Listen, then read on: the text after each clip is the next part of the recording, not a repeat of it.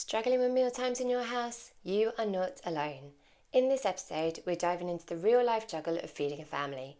Whether you're planning ahead like a pro or winging it with whatever is left in the fridge, we'll talk about common mealtime challenges, different approaches families take, and how to reduce the stress of cooking without cooking 5 separate meals every single day.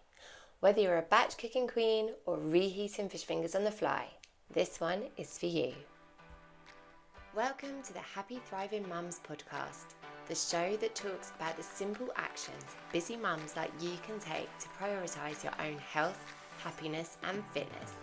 And it doesn't stop there. This show also includes amazing stories from remarkable women who help others to be the best version of themselves. Because if you feel great, you thrive, and so does your family.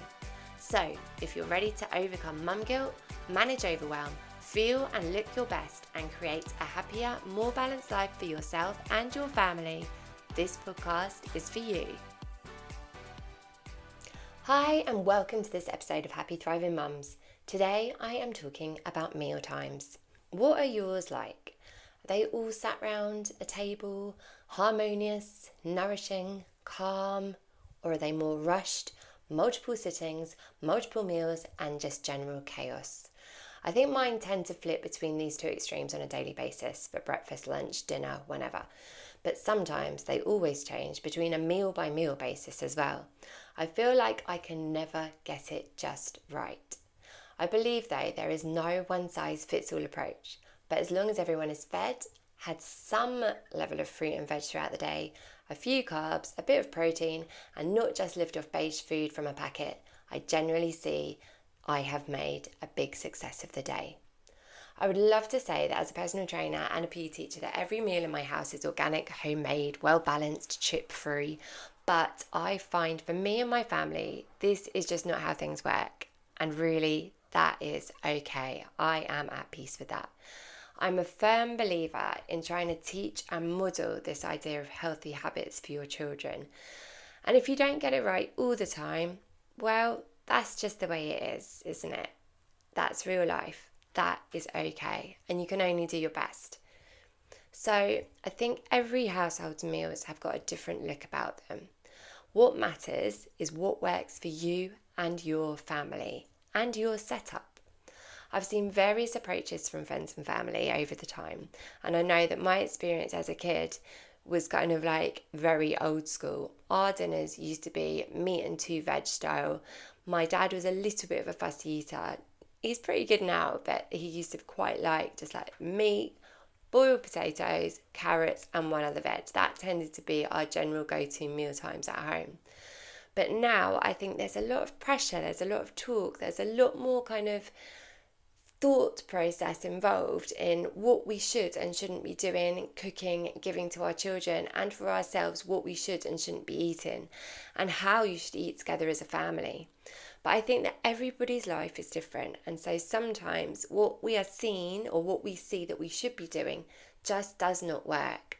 Some of us are batch cooking queens, freezing large quantities of spag bowls, stews, lasagnas, all ready for whenever they are needed. Others of us take a more on-the-fly approach, raiding the fridge or freezer as though they are on an episode of Ready Steady Cook with Ainsley Harriott. Do you remember that? 20 minutes and the ingredients to the value of £5 or whatever is in the fridge, freezer or cupboards available to make a hearty meal. Whilst this is true, I think most of us sit in the middle-ish. I know I do. I try and do some batch cooking so that I've got things available, but also no matter how I plan and think about the week ahead and what we're going to eat, sometimes I just have to reach for whatever is there. A tin of beans can sometimes be an absolute lifesaver, as can eggs. How amazing are eggs? So much you can do with them. It's not only a default approach that can affect family meal times, but I also believe there are 2 key contributing factors that affect how we can eat as a family and what we eat as a family. And I think these can be broken down into 2 main categories. Firstly, logistics, family logistics, and how this can affect meal times and when they are and what they consist of. But then secondly, I think my second category is about the types of meals that we are providing for our families and how to navigate the path of least resistance. I think some of you might understand what I'm talking about here, but I will dive in deeper to this in a minute. So firstly, let's talk about logistics. Sometimes as a family, you physically cannot be in the same place at the same time for whatever reason. So we know there's a whole lot of things going on as a family. The logistics of making you get from A to B and get children from B to C and partners from D to E. This can make meal times turn into multiple sitting affairs. Eating on the hoof, how often have you had a sandwich in the car or just eating a few little bits and pieces here and there just to kind of get some food in before you move on to your next task of your day? And it also can affect whether you can do a hot dinner or a cold dinner, or what I quite often end up eating, a hot dinner served cold. I think as mums, we know exactly what I'm talking about. I think that idea of a hot dinner served cold though really takes me back to the baby days when you've got a baby and you're feeding them constantly and you're trying to like eat some food and then the baby needs you. I don't think for 4 years or so when I had my two and they were very, very little, I don't think I actually ate a hot meal hot. It just didn't happen. Like the microwave was taking an absolute beating because I think I must have microwaved my dinners about 4 or 5 times just to get any heat back in them after getting up, changing nappies, feeding, whatever it was you had to do. Anyone else in the same situation? Anyone else remember those days? I think timings of meals can vary for many, many reasons. So we've got kids' activities, taking them to clubs, picking them up from school, going to a different club, swimming lessons, whatever it is. Work schedules of the parents can affect your meal times. Children's bedtimes, if you've got a young child and a slightly older child, depending on what time they go to bed, that can affect when you decide to do your meal times. Also, children's hunger times. My son is like a walking eating machine. He is always hungry. As soon as he gets home from school, it's like, Mummy, I'm hungry. Mummy, I'm hungry. Mummy, I'm hungry. And as much as I give him a snack when they get in, and then I try and like get him to eke out the time until we actually get to dinner so he actually sits down and eats a whole meal, he is a constant snacker. He needs kind of like constant replenishment of energy. And so trying to do a meal which kind of fits in timings wise with that, but also with the times of everything else going on, can be a real struggle.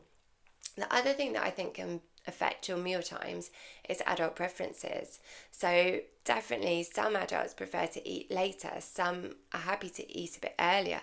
It's really tricky to try and like get it all to fit in sometimes.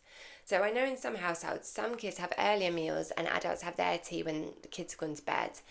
If one adult or one parent gets home late from work, that can affect things, and adult meal times may need to be much later.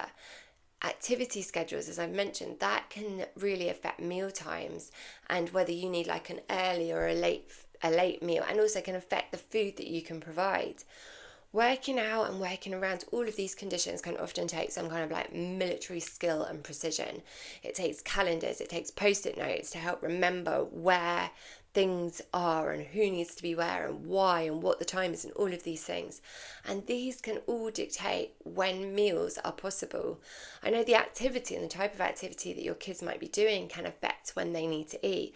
I don't know if anyone else feels the same, but I'm always slightly concerned when it comes to swimming and what to feed my kids beforehand, because I don't know, maybe it was when I was a kid or growing up, but I always feel slightly haunted by the horror stories of swimming and cramp, and how if you should leave a certain amount of time window between when you eat and when you swim so you don't get cramp in the water. And I'm not entirely sure on the exact evidence and science behind that, but I think it can be quite true that if you eat too close to swimming, obviously it can affect different things. But it always worries me a little bit, especially when you've got starving children. They need something to eat, but then they've also got to go to their lessons and you've got a certain time period. You know how anyone resonate here? I'm sure that you do. I think there's a lot of evidence as well on how long to leave between eating and exercising, and there's different studies that say different things depending on whether you're a male or a female or a child, what exercise you're doing.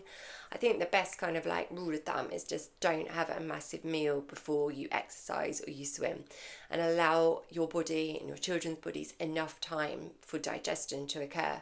I know there is something within the body called the redistribution of blood, where basically, in a nutshell, what that means is the blood in your body, it goes around the whole body all the time, because otherwise things don't work properly, but your blood is sent to the part of the body that needs it most at a given time. So for example, if you are eating, a large amount of your blood flow goes towards your stomach to aid digestion. If you're exercising, a large amount of your blood flow goes towards your working muscles so that they can get enough energy that they need and all the nutrients that they need to work so that you can carry on with your exercise. So obviously that is a scientific proof of why maybe you shouldn't eat too close to exercising, because the blood won't go to the right place to do the right thing, and therefore it can cause discomfort or cramp or pain. So it's just something to be mindful of. And obviously thinking about all these things can affect your meal times and what you give them and when you eat and what you eat. So another thing is to consider when you're thinking about family meal times is routine. What do you like to do in your day? Do you actually prefer to have a later meal that's closer to bedtime? Or do you prefer to have an earlier dinner that allows time for other activities post-meal? So I know some families might do a late dinner and straight to bed. Others might have an earlier dinner, and then that allows for, a bit of chill out time, a bit of a play in the garden, whatever it is. A lot of your meal times and when you want to do them will depend on the preference for you and your family and what works best for you and your kids. I think the thing to remember is that all of these situations are valid, and they also validate the need for flexibility at family mealtime, and that just one size fits all approach do not work. They don't work. So if you hear some families doing one thing and another family doing something, and you think, oh, maybe I should be doing that. I don't know about you, but I know I can have the habit of comparing what I'm doing to other people. Actually, it's not helpful. You need to just make sure that you are doing what works for you. And I definitely know that every day of the week we have a different meal time depending on what's going on, or just if it's been a bit of a chaotic day, I've been working and then I need to all of a sudden do a meal and I think, oh, I should have started this ages ago. It can affect what I'm going to do and when we're going to eat. And that is fine. And sometimes the fact you've actually managed to get everybody fed at some point during the day should be hugely celebrated as a big win. I really think that. The next thing that presents a headache is thinking about what I should actually feed my family. So what should I actually feed my family? Oh, this is an absolute minefield. In terms of type of meal, this too can vary for different families hugely. Different cultures can eat different types of foods. What you give the kids might depend on what they had for lunch at school that day. I know for me, if my kids have had a hot lunch at school, quite often we'll do a cold dinner just because it works better. They're not so hungry. Maybe you might have a cold dinner for tea. It might also be determined by preference. I don't know if anyone else is in the same situation here, but I've got 2 children that they ate something or they eat something and absolutely love it. So one day it's the best thing that they've ever had. The next day you try and give them exactly the same food and they absolutely outright refuse to touch it. What happens in that space of time between loving something and hating something? What changes their mind and why does it change? It's just bonkers when that happens, isn't it? And it can be so frustrating. Of course, as well, there's a different need to take into account intolerances, allergies, all of those things. And I'm not going to delve into those today because I think those cases are all case-by-case basis. So I'm not going to say what's an idea for this, what's an idea for that. That needs actual general nutritional advice from a GP or a doctor or a nutritionist, depending on that. The other thing is that you take into account when you're trying to feed your children and maybe you want to try and give them a well-balanced, rounded diet. I know that's what I would love to do in a perfect ideal world every single day. Sometimes the adults in the household and their preferences can affect what you would like to offer.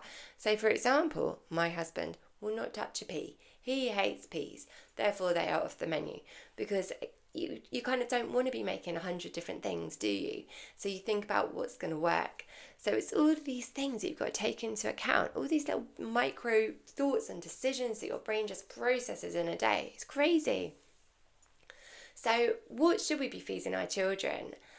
Most of us are definitely aware of what a balanced diet consists of. A balanced diet consists of the correct amount of macro and micronutrients that we need to maintain a healthy body. The amount that you need can vary from person to person. It can vary from men to women. It can vary from adults to children.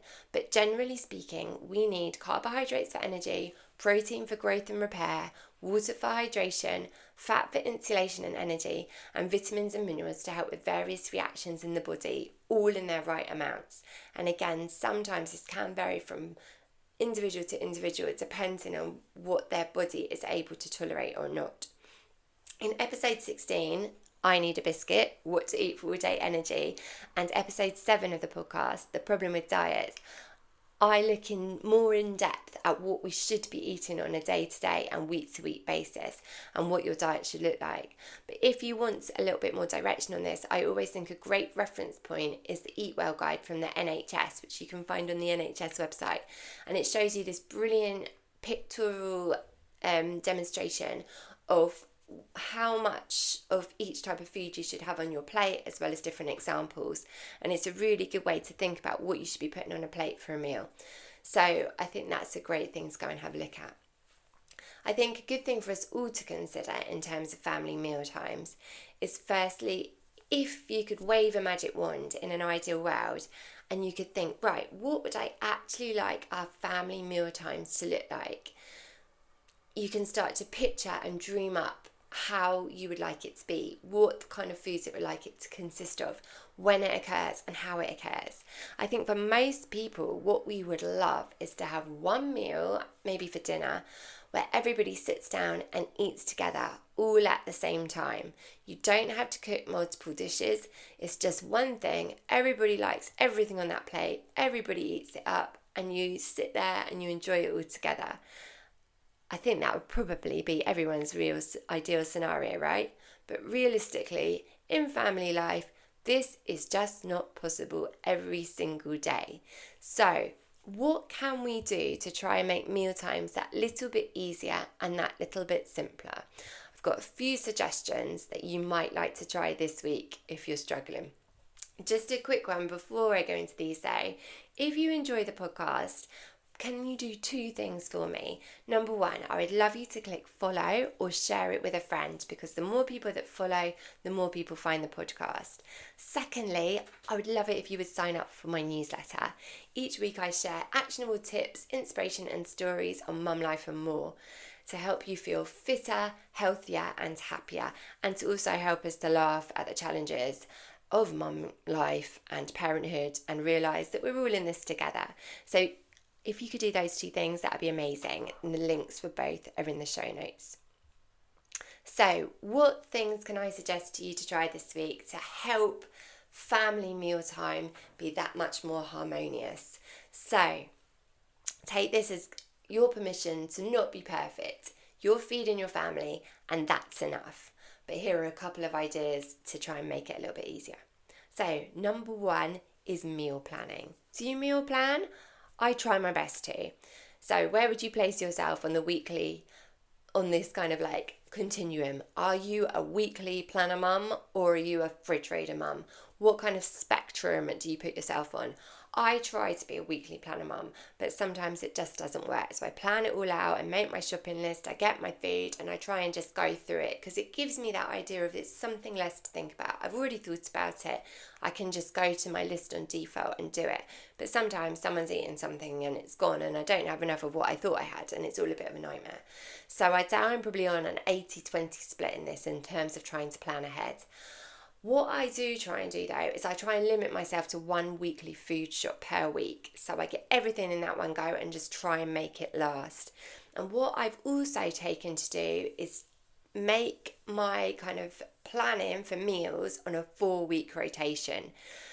I took the time to sit down and write out 4 weeks worth of meals. So Monday to Sunday, what we're going to have every single day, taking into account all the clubs, all the logistics, all of those different things. I've got 4 shopping lists, and I try and do this on rotation because, again, it just helps me to have less things to think about in my week and to worry about. It's just there. So it does take a little bit of organisation to start with, but it's reduced the time I spend at the supermarket because I still buy my things online and get them delivered. I know that's maybe a bit luxurious, but it saves me time. So for me, it's a good thing. It also makes shopping much faster because I know exactly what I'm getting. I do mix it up from time to time, and I'm not so rigid in doing it that it is like proper military precision, but this works for me. And it does help to reduce the stress of cooking and the shopping. And I've also found it helpful to know I'll be making meals that everybody likes most of the time. So my first suggestion is meal planning a month in advance and stick to the list. It can really just take a load off your mind. My second idea to have a harmonious dinner time is to do a bits and bobs night. My kids absolutely love this. So what I do is I kind of think it's a bit of a smoke and mirrors dinner night because I do it in 2 ways. So number one, I do it to use up a load of stuff in the fridge. So if I've got loads of bits and bobs left over in the fridge, I might cook up a load of stuff, put various cold things out on the table, everyone helps themselves, and it just kind of like gets eaten up. People tuck in, they have what they want, try and always encourage a bit of fruit and veg, and it works really well. They love that. The second way I do this is basically by giving everybody a deconstructed meal. That sounds like fancy restaurant terms, right? But in my house, it's definitely not. So basically, I choose a meal that I'm going to make, but instead of putting it on the plates and just giving it out, it does create a little bit more washing up. I put it in different bowls or in different plates, and then people can take what they want. It actually really surprises me each time because I think that my kids choose to eat more of that kind of way of serving up food than if I just put it on their plate, because they choose or they think they have chosen what they want. So it's actually a whole meal, but they've just chosen to put it on their plate themselves, and for some reason it makes them eat that little bit better. It's really interesting the way it works. So my second idea for you is bits and bobs night, smoke and mirrors night. Get all the different foods out or a meal and put it on different plates, and then everybody picks what they want of that. It works really, really well. My third idea for you to try is to get the kids to be the chefs. So this can get a little bit messy, but again, it has worked really well in the past. But it's, to be quite honest with you, there has been some times I've done this and it's been a little bit less successful. They haven't liked the food, but they enjoyed it. They enjoyed the process of making it. So I've left like a couple of recipe books on the table in the morning or at a time, and my son particularly loves looking through recipe books. And so I get them to pick something out of the recipe book, something we haven't tried before, and then we choose to make it together. So we get all the bits and pieces and we create whatever the recipe is that they've chosen. So as I said, some of these have gone really well and the kids loved it, other times not so much. But giving kids a choice can be a great way to get them involved in choosing different meals and different foods that maybe they might not normally eat. I find that sometimes the same menu, even though I say doing like a rotation on a 4-week basis is really, really good, it can get a little bit repetitive. So obviously if you do maybe same thing for a few months, then mixing it up really helps with a bit of variety, which is quite nice, probably more for the adults than the kids, because I know that sometimes children just get into the routine of wanting and liking the same thing. I know a lot of people have plain pasta and cheese and the kids love it, and that's what they'll eat every single meal. And if that works, it works. It's just the way it is, and that's absolutely fine. But I think with a lot of things for children, when they are given ownership over different processes, they are more likely to engage, they are more likely to seem happy to try different things because they believe that they are in charge. And let's face it, everybody likes to feel like they have the ability to lead something for themselves and be independent. So helping to get your kids to be the chefs is also a great thing to do because it feels like they're doing something quite grown up, and it's really fun watching how things cook. And like, for example, if you're cooking meat and it's changing from one colour to a different colour, the textures of the different foods when they're cooked up, depending on whether they're stir fried or boiled or steamed, getting them to watch for these changes, they find it really, really interesting. And then when they've made whatever it is they're doing, they go and try it at the end. If they like it, they feel really proud of themselves. So cooking like this may need a little bit of extra time. It might not be a hectic midweek approach, but at the weekend or when you've got a quiet evening or in the holidays and you've got a bit more of a relaxed schedule, this can be a really great thing to try. And also it's quite fun getting all the bits and pieces out, making a bit of a mess. I know you've got to clear it up, but I mean, as a mum, you spend half your life clearing up anyway, so why not a little bit more here and there? So my third idea for you is to get your kids to be the chefs and to pick some new recipes for you to try and cook up all together. So whatever your meal times look like and however you would like them to look like in an ideal world, celebrate the fact that you have been able to feed your kids. That is quite an achievement in itself.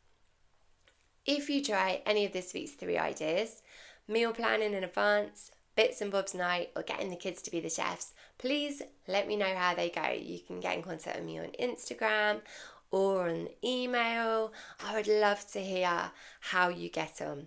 The thing is, and the best thing to remember is that as mums, you are doing the best you can, and we need to get together and to continue navigating this mad world of motherhood together. Let's try and smile and try to thrive in the process. You're doing a great job. Thank you so much for listening. And if you enjoyed this episode, don't forget to press follow and share. It helps more people to find the show. Have a fabulous week.